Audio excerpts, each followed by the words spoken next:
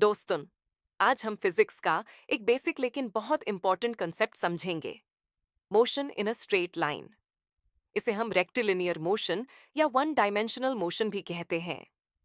Point object concept. लेकिन motion शुरू करने से पहले एक चीज ध्यान से सुनिए। फिजिक्स में हम बड़े से बड़े ऑब्जेक्ट को भी एक पॉइंट ऑब्जेक्ट की तरह ट्रीट करते हैं। अब आप सोचेंगे, कैसे? देखिए, ये तभी मुमकिन है जब ऑब्जेक्ट का साइज उसके कवर किए गए डिस्टेंस के मुकाबले बहुत ही छोटा हो। Kinematics and frame of reference. अब बात करते हैं किनेमैटिक्स की। किनेमैटिक्स में हम मोशन को डिस्क्राइब तो करते हैं, लेकिन उसके पीछे के कारण यानी फोर्सेस की चिंता नहीं करते। पर मोशन को नापने के लिए हमें एक फ्रेम ऑफ रेफरेंस चाहिए होता है।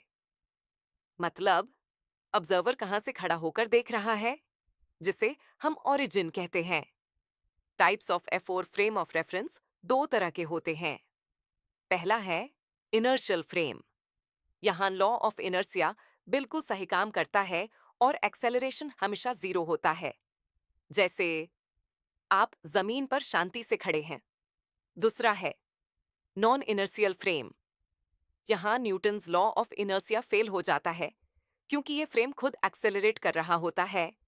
जैसे एक चलती हुई लिफ्ट या स्पीड पकड़ती हुई कार के अंदर बैठा हुआ इंसान। Inertia and rest. इनर्शिया का सिंपल मतलब है जिड। अगर कोई चीज रुकी है तो वो रुकी ही रहना चाहती है।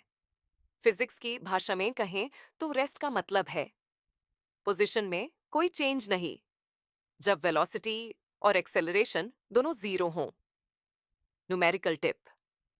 एक प्रो टिप, जब भी किसी न्यूमेरिकल में लिखा हो स्टार्ट्स फ्रॉम रेस्ट, तो आंख बंद करके इनिशियल वेलोसिटी यू को जीरो मान लीजिए।